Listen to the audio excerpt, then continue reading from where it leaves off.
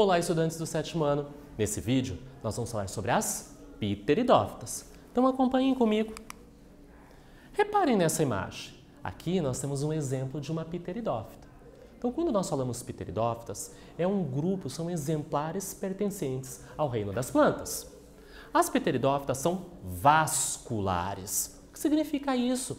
Que elas apresentam vasos condutores de seiva, né? A seiva bruta e a seiva elaborada. A seiva bruta, água e sais minerais, que são conduzidas da raiz para o restante da planta.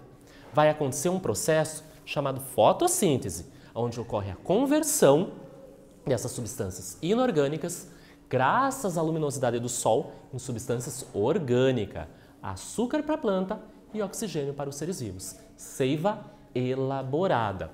Ou seja, é uma diferença evolutiva com relação às briófitas. As briófitas são avasculares, não apresentam vasos condutores, por isso apresentam um porte muito pequeno, centímetros, milímetros de altura, por exemplo, os musgos.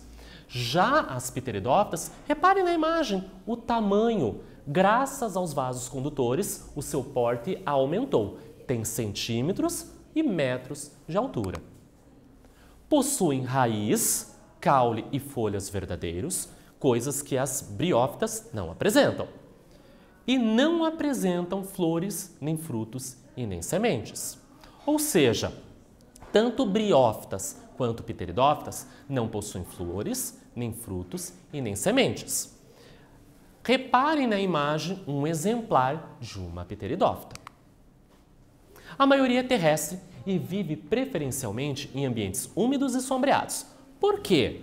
Elas dependem da água para a reprodução. Já que não apresentam sementes, nem briófitas e nem pteridófitas, a água vai auxiliar no processo de reprodução dessas espécies. Se vocês observarem, novamente nessa imagem, a gente tem uma espécie de pteridófita. Já que nós estamos falando dessas espécies, dos tipos de pteridófitas, a gente vai reparar alguns exemplares. Olhem essas 4 imagens. Os exemplos mais comuns são as samambaias, então da esquerda para a direita, as avencas, os licopódios e a cavalinha. Muitos exemplares desses são utilizados para ornamentação e são nos nossos jardins, dentro da nossa casa em vasos. Muito comum samambaia e avencas. A cavalinha é muito comum fazer chá das suas estruturas, chave de cavalinha. Vamos conhecer então as estruturas, as partes típicas de uma pteridófita? Nós vamos utilizar como exemplo a samambaia. Então observem aqui na imagem da esquerda uma estrutura típica de uma samambaia. Apresentam então raízes, que têm como função fixar a planta ao substrato, ao solo, por exemplo, fazendo a absorção de água e de nutrientes, né? As substâncias inorgânicas, aquela seiva bruta que vai ser conduzida para o restante da planta. Na sequência, nós temos o caule. O caule nessas espécies é geralmente o quê? Subterrâneo, ou seja, debaixo do substrato, e horizontal, essa estrutura amarronzada que nós percebemos na imagem.